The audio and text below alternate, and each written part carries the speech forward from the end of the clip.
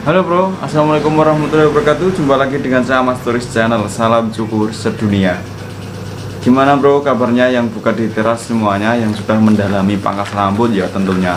Soalnya di pangkas rambut ini bukanlah pekerjaan yang mudah. Kita butuh belajar semuanya. Pangkas rambut itu kuncinya adalah telaten dan konsisten ya. Apabila kamu ingin buka, ya sekalian buka aja. Sekarang buka besok tutup, sekarang buka besok tutup. Akhirnya pelanggan pada lari. Dan saya lihat nggak ada tukang pangkas rambut yang gagal, kecuali adanya adalah mereka yang menyerah di jalan, tidak sabar menunggu keajaiban. Gitu aja bro.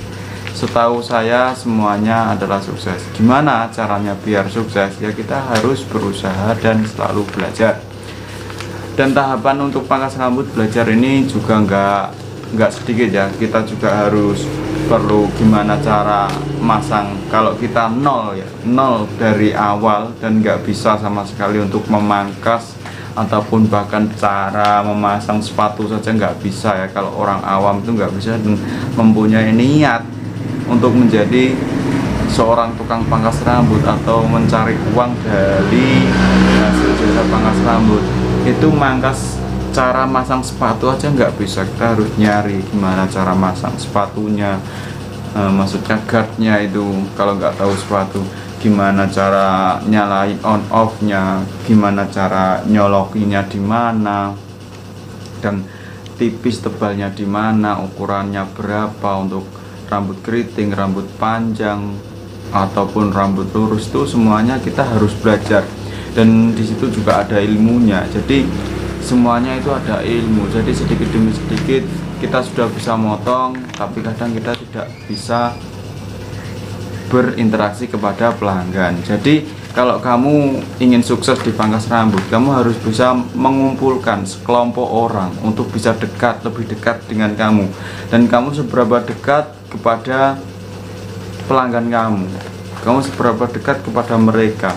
Jadi kamu harus berkumpul di mana komunitas mereka sering kumpul, itu kumpulin. Jadi mereka kalau bisa ngumpul di warung juga kamu harus ikut 1 kali atau 2 kali lah, nggak apa-apa di warung. Itu kalau di desa ya, di desa saya cara mendekati mereka seperti itu. Walaupun mereka nggak pernah dipangkas kita, suatu saat kalau mereka tahu bahwa kamu tukang pangkas rambut, pasti mereka akan lama-lama akan pangkas rambut di kamu. Nah seperti itu, masuk akal kan? Karena begini, saya praktekkan kemarin. Pelanggan saya udah yang lama-lama ini kemana ya pelanggan saya nyari-nyari kok nggak ada. Ternyata pelanggan saya udah ke lain tempat. Dan di beberapa hari ini saya sering ke warung dan sampai pulang jam 12 dan saya sambil live streaming. Walaupun mereka nggak seakrab dengan saya, tapi mereka seenggaknya tahu bahwa saya juga ikut berjibaku untuk berkumpul dengan komunitas mereka, ikut kumpul-kumpul di warung sambil ngopi. Ternyata akhirnya itu juga membawa rezeki. Dan tadi padahal ini adalah harusnya ini hari sepi ya, karena habis lebaran kemarin kan udah dihabiskan. Habis lebaran kan rame banget teman. Sekarang udah habis potong semuanya, rambut udah pendek-pendek. Ini tinggal sisa-sisanya saja yang kemarin nggak bisa pangkas karena mungkin terkendala melihat kok ramenya banget, jadi mereka malas ngantri, akhirnya potong di saat waktu habis lebaran ini. Dan saya dapat 3 tadi, itu adalah mereka yang sering di warung. Ternyata kan lumayan kan, 8.000 kali 3 24.000. Nanti saya juga buat warung lagi. Dan untuk mendekati mereka, kamu juga harus meluangkan waktu meninggalkan keluarga kamu. Seumpama kamu punya istri, punya pacar, kalau punya pacar masih bisa di WA ya. Kalau punya istri di rumah pasti nggak kamu keloni kan. Ya gimana mau keloni, soalnya kamu pasti kalau buka sampai jam 9, terus jam 9 sampai jam 11 kamu ngopi, pasti istri kamu marah itu kalau orang kamu marah. Tapi nggak apa-apa, sebenarnya kita kan juga mencari rezeki. Tapi kalau kamu sama sekali nggak pernah berkumpul dengan pelanggan kamu atau mereka, itu mereka akan kabur, nggak akan kembali ke kamu. Pangkas rambut itu harus bisa mengumpulkan sekelompok orang. Jadi sekelompok orang itu berkumpul, jadi kamu harus berkumpul kepada mereka. Seperti contohnya saya di Gledekan Mojodil yang di depan teras. Saya semenjak ini jarang banget berkumpul dengan mereka. Komunitas mereka di warung sini, warung situ, saya nggak pernah berkumpul. Dan sekarang pelanggan saya udah pada lari kemana nggak tahu. Nyatanya mereka udah pada pangkas, tapi nggak di saya, mungkin di tempat lain. Dan saya cari kesalahan saya sendiri, ternyata saya nggak pernah kumpulin mereka begitu. Kalau 1 kali 2 kali pun nggak apa-apa. Kalau saya masih bisa berkumpul di komunitas mereka, insya Allah mereka akan balik lagi. Cuman ini masih belum bisa mendekatan bener. Setiap hari saya buka di Gledekan itu, nggak, kalau siang kan di Gayam, malam kan di Gledekan. Cuman saya jarang sekali berkumpul dengan mereka.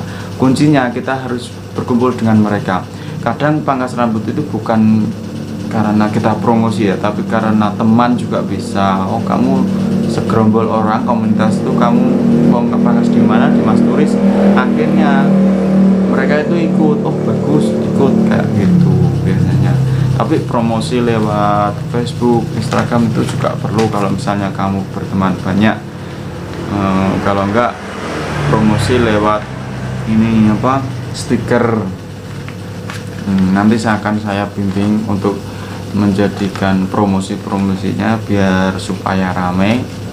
Kalau habis lebaran kayak gini disuruh rame nggak bisa bro ya, soalnya habis pangkas gimana pun ya sepi kalau di hari lain lah.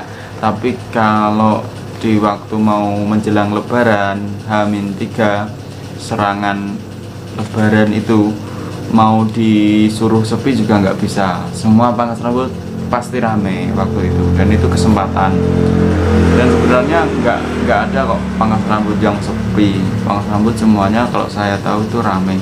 Cuman orangnya saja yang bosan ya, karena menunggu kelamaan pelanggan akhirnya dia tutup gitu. Makanya sebisa mungkin kalau sudah niat buka pangkas rambut itu harus konsisten, dan jangan buka tutup seperti itu. Saran ya. Sekarang gimana dengan pangkas rambut?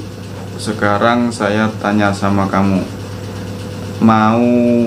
mau sejauh mana kamu ingin sukses di pangkas rambut? Mau banyak pelanggan kah?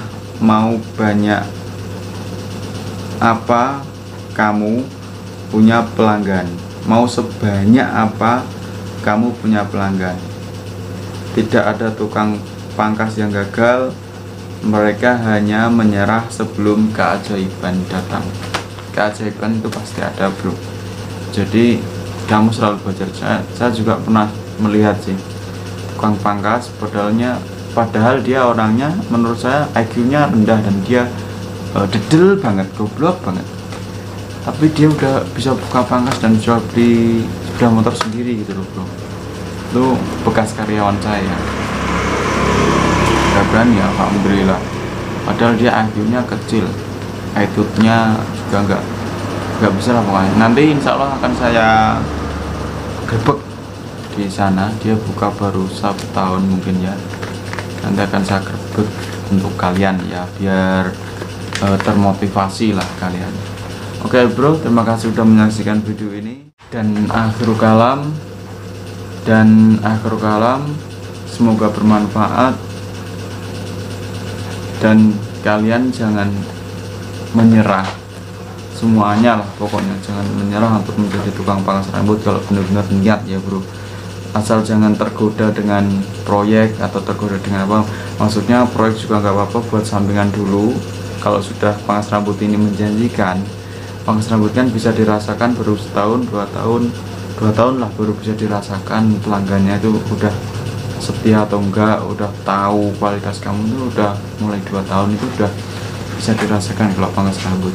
Tapi kalau kamu tergoda lagi di proyek ya wassalam, kamu bukan tukang pangkas yang permanen gitu bro.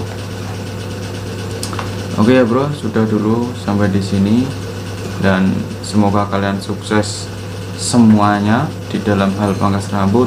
Yang dari Malaysia, kalau nanti pulang jadi TKW pulang dari TKW dari sana pulang terus buka pangkas rambut, siapa tahu kan jadi kaya kan, nggak tahu.